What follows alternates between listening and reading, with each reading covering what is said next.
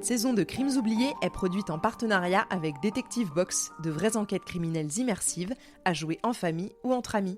Je vous en reparle en fin d'épisode. Le 30 juin 1971, Joanny Chavel, dit Le Gros, Pierre Pourrat, dit Patrick, et Edmond Vidal, dit Momon, dévalisent dans le plus grand des calmes l'hôtel des postes de Strasbourg et le délestent de plus de 11 millions de francs. L'opération de ces gangsters formant le gang des Lyonnais fait directement la une des journaux. Ils titrent « Le casse du siècle ». Ils n'en sont pas à leur coup d'essai, mais cette fois, ils ont frappé fort. Pourtant, c'est avec ce braquage spectaculaire que les premières fissures apparaissent dans le gang. Je suis Camille Debreuil et je vous raconte aujourd'hui les crimes oubliés du gang des Lyonnais.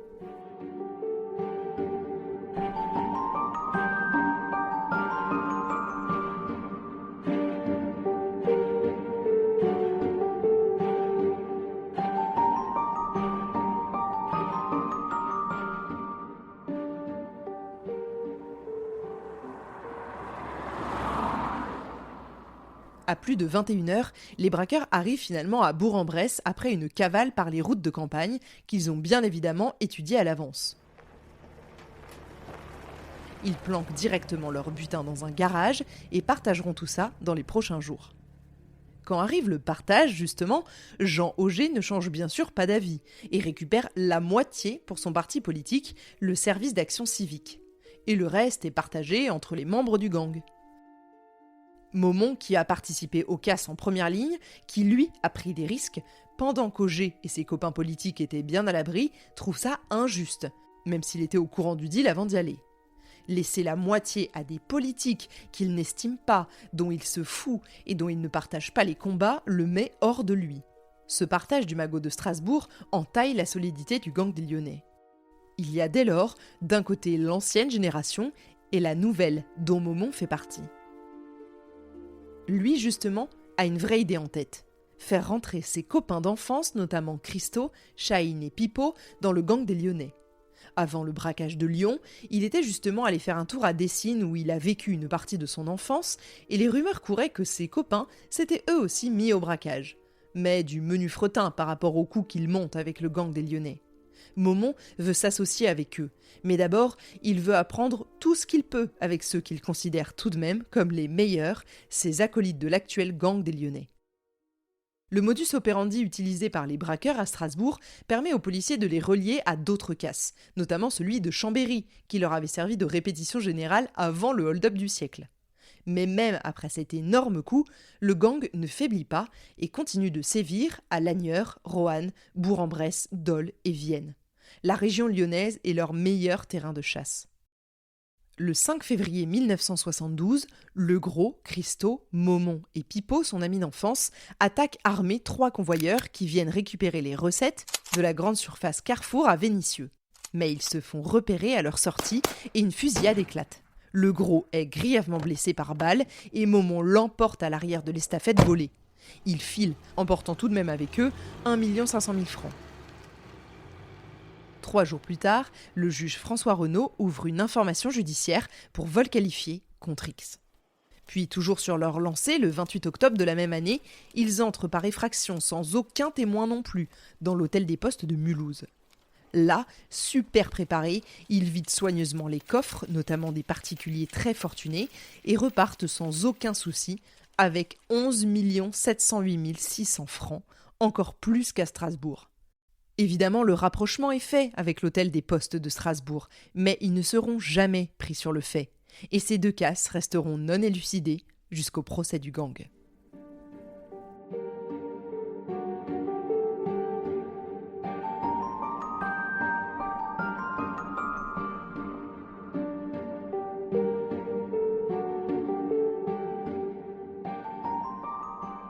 Après le casse de Carrefour à Vénissieux et la première fusillade officielle à laquelle ils aient participé, les autorités en sont certaines. Il s'agit bien de Lyonnais qui commettent tous ces casses. Dans l'ombre, l'enquête avance et le filet se resserre grâce aux informations d'un indique autour de Patrick et de son entourage. L'indique balance Momon le ferrailleur et un certain Pipo. Edmond Vidal et Pierre Zakarian sont dès lors dans le viseur des policiers. Il faudrait les prendre en flagrant délit, mais c'est impossible. Trop bien préparés, les braqueurs ne sont jamais là où on les attend.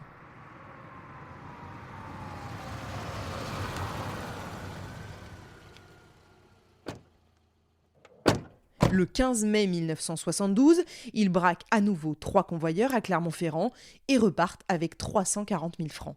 Décidément, ils commencent à avoir tous les poches bien remplies. Et ne parlons même pas de Jean Auger et de son parti qui se financent grâce aux différents casses. Comme les gendarmes n'arrivent pas à les choper ou qu'ils frappent, ils décident de changer de tactique et procèdent à des mises sur écoute. 6 des membres du gang sont dans le viseur des autorités, et quelques informations leur parviennent de la part d'informateurs, notamment à propos du casse de Strasbourg. Patrick et Jeannot, ce sont les surnoms qui sortent de la bouche des indiques. Il ne faut qu'un mois aux autorités pour comprendre que Jeannot est en fait le gros Johanny Chavel. À côté, le juge Renaud lance toute une opération de filature de ces gars-là pour mieux les cerner, peut-être même pour les attraper à terme. Pas compliqué de voir qu'il y a anguille sous roche quand on voit comment ils vivent. Pour certains, c'est une vie de roi qu'ils se sont construits, notamment le gros justement, qui a la folie des grandeurs, et il vit bien au-dessus des moyens qu'il a pu déclarer, c'est-à-dire 0. Après le casse du carrefour de Vénissieux, qu'il a failli lui coûter la vie, le gros est parano. Il a peur de tout le monde, se méfie beaucoup, et flambe son argent, ce qui attire forcément l'attention des enquêteurs. Il achète par exemple le château de Fléchères pour y donner de nombreuses soirées avec beaucoup de monde. Et ce château, il l'achète content. Comment vous dire que ça attire l'œil, mais il n'est pas le seul. Momon et Pipo aussi vivent bien. Ils fréquentent les grands restaurants, les établissements de nuit réputés de la région lyonnaise, notamment le casino de Charbonnières-les-Bains. Ils investissent également dans l'immobilier, avec entre autres un chalet à Chamonix, où ils seront d'ailleurs surveillés. La vie que mène le gros à flamber son fric sans même parfois participer aux casses inquiète les autres membres du gang, qui eux enchaînent les coups les uns après les autres. Après le casse de Mulhouse, où le groupe rafle encore plus qu'à Strasbourg, Momon comprend qu'il est temps pour lui de monter maintenant sa propre équipe. Il a appris, il a fait ses preuves, il a participé au plus gros braquage du siècle, il se sent prêt. Il veut surtout laisser derrière lui le gros qui commence à déconner et Auger qui prend la moitié de ses magots. Dans sa nouvelle équipe, il veut bien sûr intégrer ses copains d'enfance, mais aussi Patrick, devenu un véritable ami. Il embarque donc son propre frère, Christo, rencontré en prison la toute première fois qu'il y a mis les pieds, Michel le Grec, qui tenait le bar de son enfance à Dessines, avec son frangin Constantin, Jean-Pierre Mardy-Rossian, Pipo et Chahine. Et là, c'est le gang des Lyonnais nouvelle génération qui se forme, avec à sa tête Edmond Vidal, dit Momon.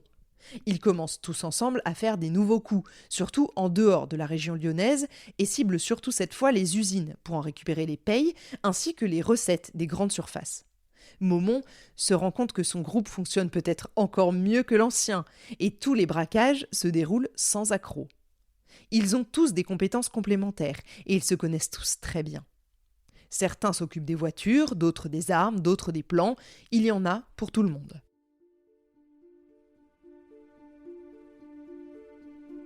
Tout va pour le mieux, mais le gros, qui n'a pas oublié Momon et qui voit bien que son nouveau groupe l'accapare complètement, le menace à demi-mot en lui expliquant qu'il a des connaissances haut placées aux renseignements généraux et que Momon est dans le viseur des enquêteurs. Le gros tente plus tard même d'assassiner son ancien camarade Patrick, devenu le bras droit de Momon. Décidément, le gros devient simplement une menace pour le gang des Lyonnais nouvelle génération. Jean Auger aussi pourrait leur faire perdre gros. Ils ont peur pour leur vie, mais aussi de se faire balancer. Quand Momon échappe à son tour à une tentative de meurtre, le groupe décide de frapper en premier. Le 15 juin 1973, Jean Auger, le parrain de la pègre lyonnaise, se rend au Sporting Club de Lyon pour jouer au tennis. Quand, à peine arrivé sur le parking avec la femme qui l'accompagne, il est touché par balle à la poitrine, puis une fois au sol, un autre le crible de balles pour achever le boulot. C'est fini pour le parrain lyonnais. Puis, c'est au tour de Le Gros, qui, bien que paranoïaque et méfiant, n'a pas vu arriver la camionnette qui surgit derrière lui le 18 octobre 1973, alors qu'il marche simplement sur le trottoir. Il se colle au mur, mais c'est déjà trop tard, la balle le touche à la tête.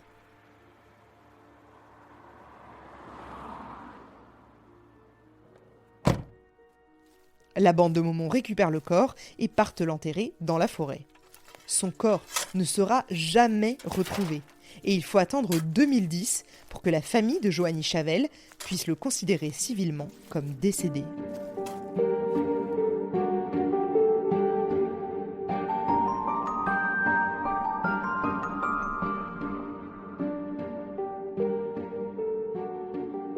À partir de mai 1973, Pierre Pourrat, alias Patrick, le bras droit de Momon, est formellement identifié par la police et à ses côtés, Jean-Pierre Gandebeuf, alias Christo.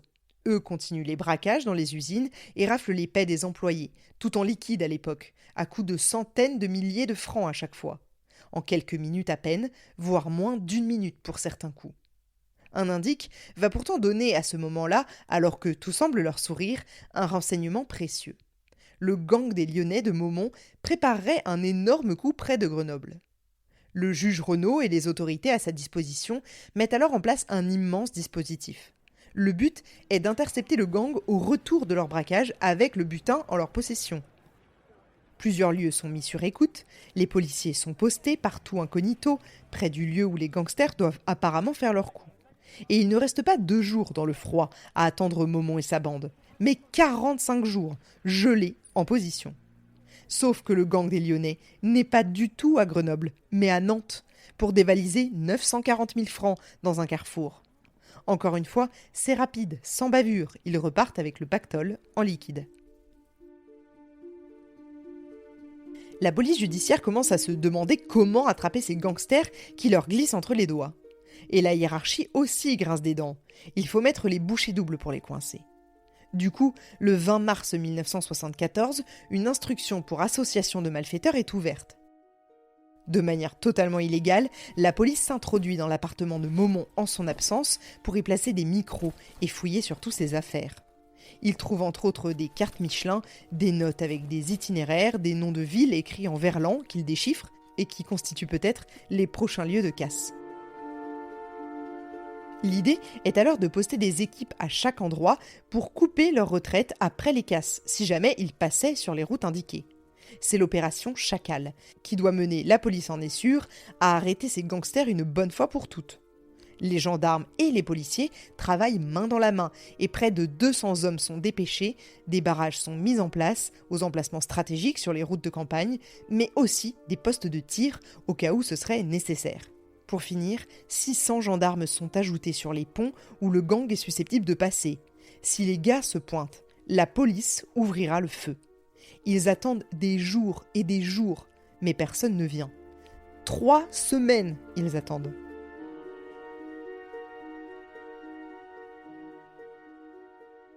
Et pourquoi personne ne vient ? Eh bien, parce que le gang ne se trouve pas dans la région, mais dans le nord de la France pour 2 braquages simultanés. Mais pour la première fois, Momon a un mauvais pressentiment, et à juste titre. Alors, pour leur repli, ils changent les plans et décident de les faire passer par l'autoroute. Là où on ne les attend pas. Échec terrible pour les forces de police, et le gang des Lyonnais rentre tranquillement à la maison. C'en est trop pour la police judiciaire, il faut agir. Et comme il paraît impossible de les prendre sur le fait, tant pis. Avec le dossier d'association de malfaiteurs ouvert, le juge Renaud procède à la création de mandats d'arrêt. Le 19 décembre 1974, ils se font tous attraper l'un après l'autre. Sauf Patrick, qui se fait repêcher le lendemain. Le gang des Lyonnais est sous les verrous, mais maintenant il faut des preuves irréfutables pour les mettre à l'ombre le temps qu'ils le méritent. Mais au même moment, les enquêteurs tombent sur une planque du gang au centre-ville de Lyon. C'est la caverne d'Ali Baba. Armes à feu, cagoules, faux documents et des liasses de billets qui viennent du nord de la France, leur dernier coup. Pour le juge Renaud, il n'en faut pas plus pour les inculper. Ils sont tous répartis dans des prisons différentes et je peux vous dire que vu les récits qu'on en a, leur garde à vue de 48 heures à chacun n'a pas été de tout repos, parfois torturés pour balancer des informations. Personne ne parle, sauf Pipo qui craque et avoue le braquage du nord de la France, sans jamais trahir aucun nom cependant. La police en sait assez, les procès vont pouvoir avoir lieu. Mais le 3 juillet 1975, le juge Renaud en charge de l'affaire est assassiné alors qu'il rentre chez lui. Les soupçons se portent forcément sur le gang des Lyonnais qui niera toujours son implication dans le meurtre du magistrat. Momon dira même dans une lettre à la presse qu'il n'aurait pas été stupide au point de se mettre à dos toute la magistrature française alors qu'ils sont en plein procès. La mort du juge Renaud est un cold case et est encore aujourd'hui non élucidée après un non-lieu prononcé le 17 septembre 1992. Le 18 juin 1975 débute le procès des membres du gang des Lyonnais, mais dans le box des accusés. Il n'y a ni Pierre Pourrat, dit Patrick, ni Joanny Chavel, dit le Gros. Le gros est toujours en cavale, et Patrick s'est évadé de la prison de Valence grâce à la complicité d'un surveillant durant l'année 1975. Au cours des séances du procès, Momon apparaît clairement comme le patron de la bande, répondant même parfois aux questions à la place de ses camarades. Leur seule défense possible, c'est de rejeter la faute sur les autres, le cerveau, Jean Auger, mais qui est déjà mort. Le seul chef d'accusation retenu est association de malfaiteurs, et là, les gars risquent 20 ans de réclusion criminelle. Christo et Momon sont les seuls à prendre réellement la parole, laissant les autres complices dans l'ombre. Patrick, qui a été repris par les autorités en 1978, sera jugé pour association de malfaiteurs et complicité de vol qualifié pour un seul cas, celui de la Société Générale de Chazelles-sur-Lyon. Au final, les grands absents, le Gros et Patrick, sont condamnés à mort par contumace, Michel le Grec et le frère de Christo prennent 8 ans, Pipo et Momon 10 ans et Christo 15 ans. Ils ont été condamnés pour une partie de leurs activités, celle qu'on a pu leur mettre sur le dos. Les différents butins n'ont jamais été retrouvés. Patrick meurt d'un cancer en 1981, juste après avoir bénéficié d'une grâce médicale. Nick le Grec, qui a passé des années en Espagne et qu'on n'avait jamais pris, est abattu à Lyon en janvier 1989.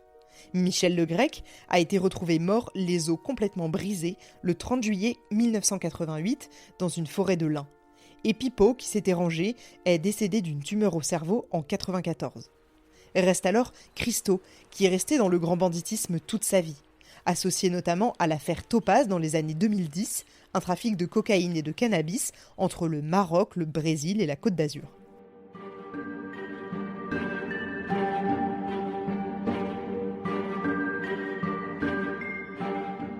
Momon est sorti de prison en juin 1982 grâce à une remise de peine. Il a alors ouvert un magasin de textile à Lyon et y vit jusqu'à sa mort.